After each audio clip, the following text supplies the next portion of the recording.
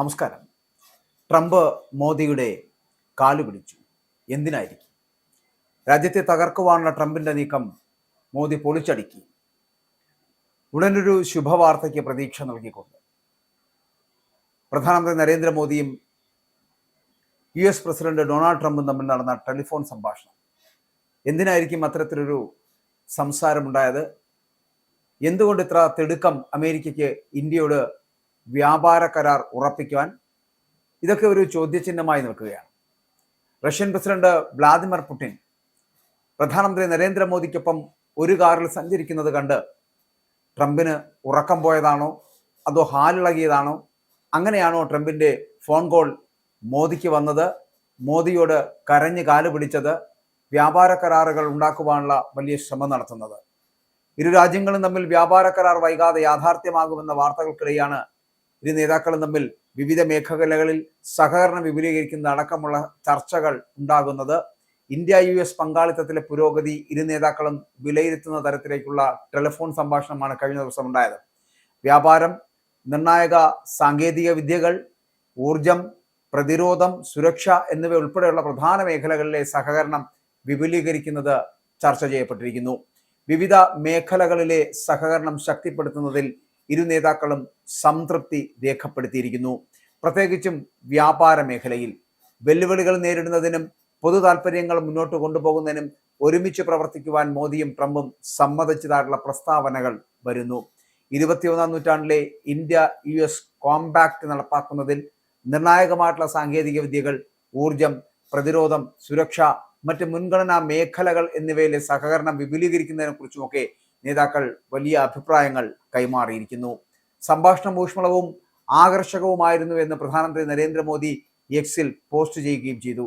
എന്നാൽ അദ്ദേഹം വ്യാപാരത്തെക്കുറിച്ച് പ്രത്യേകം പരാമർശങ്ങളൊന്നും തന്നെ നടത്തിയില്ല. പ്രസിഡന്റ് ട്രംപുമായിട്ട് വളരെ ഊഷ്മളവും ആകർഷകവുമായിട്ടുള്ള സംഭാഷണമാണ് നടത്തിയതെന്ന് പറയുമ്പോഴും ഉഭയകക്ഷി ബന്ധത്തിലെ പുരോഗതി അവർ അവലോകനം ചെയ്യുകയും പ്രാദേശികവും അന്തർദേശീയവുമായിട്ടുള്ള സംഭവ വികാസങ്ങൾ ചർച്ച ചെയ്യുകയും ചെയ്തു എന്ന് അവകാശപ്പെടുന്നു. ആഗോള സമാധാനത്തിനും സുസ്ഥിരതയ്ക്കും ഐശ്വര്യത്തിനും വേണ്ടി ഇന്ത്യയും USഉം തുടർന്നും ഒരുമിച്ച് പ്രവർത്തിക്കുമെന്ന് മോദി എഴുതുകയും ചെയ്യുന്നുണ്ട്. ഇന്ത്യയുമായിട്ടുള്ള ഉഭയകക്ഷി കരാറിനായിട്ട് രാജ്യം ഇതുവരെ കണ്ടതിൽ വെച്ച് ഏറ്റവും ശക്തമായിട്ടുള്ള നിർദ്ദേശങ്ങളാണ് ന്യൂഡൽഹിയിൽ വെച്ച് മുന്നോട്ട് വെച്ചിട്ടുള്ളത് എന്ന് വാഷിംഗ്ടണിലെ ഒരു ഉന്നത US ഉദ്യോഗസ്ഥനടക്കം സെനറ്റിനെ അറിയിക്കുകയും ചെയ്തിരിക്കുന്നു. എന്നാൽ അമേരിക്കൻ മാംസ ക്ഷീര ഉൽപ്പന്നങ്ങൾ ഇന്ത്യൻ വിപണിയിൽ അനുവദിക്കുന്നതിലെ ഇന്ത്യൻ എതിർപ്പ് അല്ലെങ്കിൽ ഇന്ത്യയുടെ എതിർപ്പ് ഇപ്പോഴും ഒരു തർക്ക വിഷയമായി നിലനിൽക്കുകയാണ്. പക്ഷേ ഇത്തരത്തിലുള്ള വ്യാപാര ബന്ധങ്ങൾ എത്രയും പെട്ടെന്ന് ഉണ്ടാക്കിയെടുക്കുവാൻ കഴിഞ്ഞ കാലങ്ങളിലൊക്കെ നമുക്കറിയാം, കുറച്ച് നാളുകളായിട്ട് ഇന്ത്യയുമായിട്ട് ഒരു അകൽച്ച US അല്ലെങ്കിൽ അമേരിക്കൻ പ്രസിഡന്റ് ഡൊണാൾഡ് ട്രംപ് വന്നതിന് ശേഷം ഉണ്ടാക്കിയെടുത്തിട്ടുണ്ട്. പക്ഷേ മുൻപ് നരേന്ദ്രമോദിയും ഡൊണാൾഡ് ട്രംപും തമ്മിൽ വളരെ നല്ല ശക്തമായ ബന്ധത്തിലുമായിരുന്നു. എന്നാൽ ചില കരാറുകൾ ഉണ്ടാക്കുന്നതും തീരുവ കൂട്ടുന്നതുമായിട്ടുള്ള വിഷയങ്ങൾ വന്നപ്പോൾ ആ വിഷയത്തിൽ ഇന്ത്യ വളരെ കൃത്യമായി തിരിച്ചു പ്രതികരിക്കുകയാണ് ചെയ്തത്. അതായത് ഇന്ത്യക്കിട്ടൊരു പണി കൊടുക്കുവാൻ ശ്രമിച്ചു. മോദി അതിന് തക്കതായിട്ടുള്ള പണി തിരികെ കൊടുത്തതോടുകൂടിയാണ് ഈ ബന്ധത്തിൽ വിള്ളലുകൾ ഉണ്ടായത്. കാരണം റഷ്യൻ എണ്ണ വാങ്ങുന്നതിന്റെ പേരിൽ ഇന്ത്യക്കെതിരെ ഇരട്ട താരിഫ് ചുമത്തിയതോടെ USഉം ഇന്ത്യയും തമ്മിലുള്ള ബന്ധം വഷളായിരുന്നു. താരിഫ് അന്യായമാണ് എന്ന് ഇന്ത്യ ആവർത്തിച്ച് പറയുകയും ചെയ്യുന്ന സാഹചര്യം ഉണ്ടായിട്ടും അതിൽ നിന്ന് പിന്നാക്കം പോകാൻ US തയ്യാറായില്ല. റഷ്യൻ എണ്ണയുടെ ഏറ്റവും വലിയ വാങ്ങുന്ന രാജ്യം ചൈനയായിരിക്കുകയും റഷ്യയിൽ നിന്ന് വലിയ അളവിൽ LNG വാങ്ങുന്നത് യൂറോപ്യൻ യൂണിയൻ ആയിരിക്കുമ്പോഴും ഇന്ത്യക്കെതിരെ താരിഫ് ഏർപ്പെടുത്തിയതിന്റെ യുക്തി എന്താണ് എന്ന് മനസ്സിലാകുന്നില്ല എന്നാണ് ഇന്ത്യ അന്ന് അഭിപ്രായപ്പെട്ടിരുന്നത്. എന്നിട്ടും മൗനം പാലിക്കുകയായിരുന്നു അമേരിക്കയും ട്രംപും. അപ്പോഴാണ് റഷ്യൻ പ്രസിഡന്റ് വ്ളാഡിമിർ പുടിന്റെ ഇന്ത്യ സന്ദർശനം.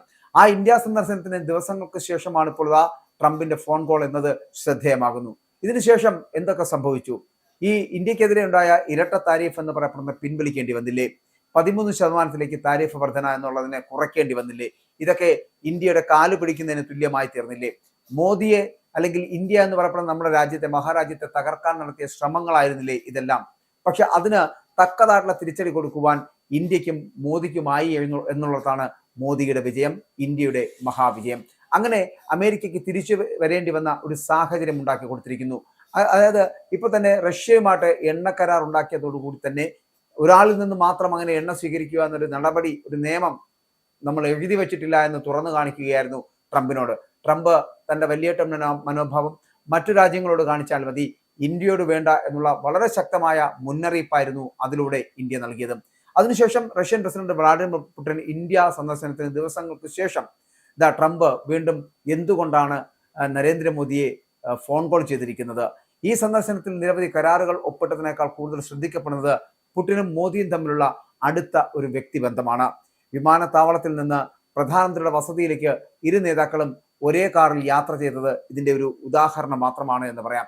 ആ ഒരു കാർ യാത്ര തന്നെ വലിയ ബന്ധങ്ങൾ ഉണ്ടാക്കിയെടുക്കുന്നതിന്റെ, വലിയ ആ സന്ദർശനത്തിലെ നിരവധി കരാറുകൾ ഉണ്ടാക്കുന്നതിന്റെ, ഒപ്പിടുന്നതിനെ കുറിച്ചുള്ള വലിയ ചർച്ചകൾ പെട്ടെന്ന് നടത്താൻ കഴിഞ്ഞ ഒരു കാർ യാത്രയായി മാറി. ആ കാർ യാത്രയിൽ സത്യം പറഞ്ഞാൽ ആ കാർ യാത്രയെക്കുറിച്ചുള്ള വലിയ ഇന്റർനാഷണൽ വാർത്തകൾ വന്നതോടുകൂടി തന്നെ അമേരിക്കൻ പ്രസിഡന്റ് ഡൊണാൾഡ് ട്രംപിന് കണ്ണുകടി കളയും എന്ന് വേണമെങ്കിൽ പറയാം.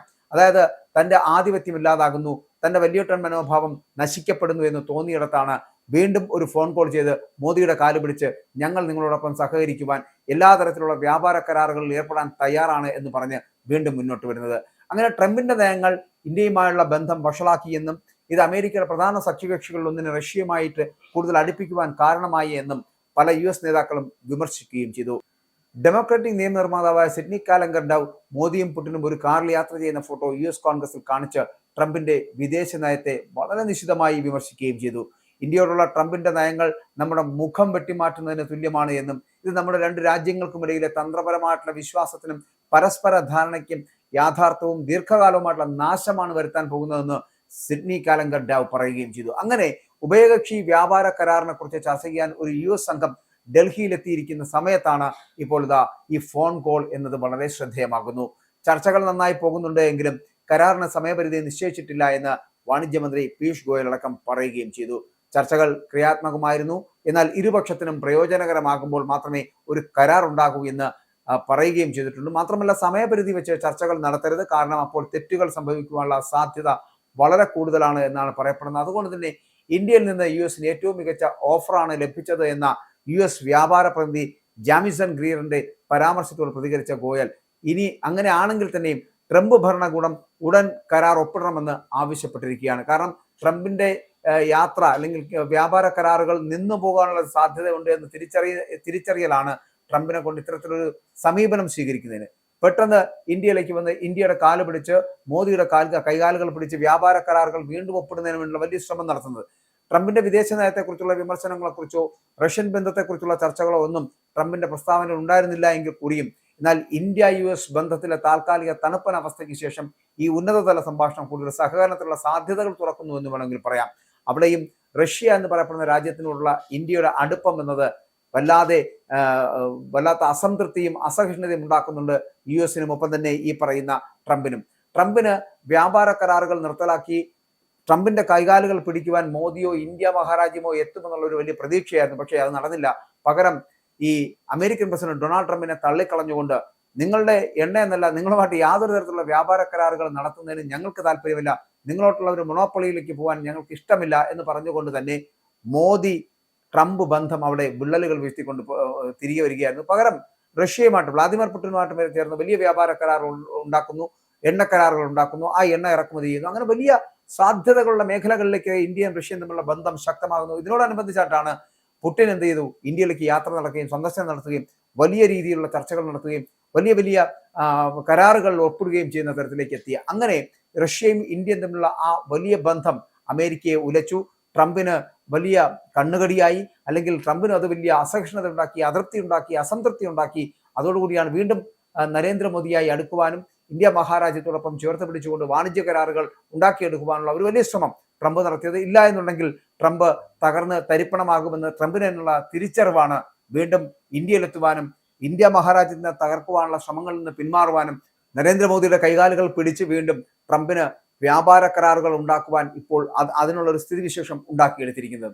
ഇനിയുള്ള ഈ സഹകരണത്തിലൂടെ മാത്രമേ മുന്നോട്ട് പോകാൻ കഴിയൂ എന്നുള്ള തിരിച്ചറിവാണ് അമേരിക്കൻ പ്രസിഡന്റ് ഡൊണാൾഡ് ട്രംപിന് ഇപ്പോൾ ഉണ്ടായിരിക്കുന്നത്. അതുകൊണ്ട് തന്നെയാണ് വീണ്ടും ഒരു മടങ്ങി വരവ് ഇന്ത്യയിലേക്ക് നടത്തിയിരിക്കുന്നത് ഡൊണാൾഡ് ട്രംപ്.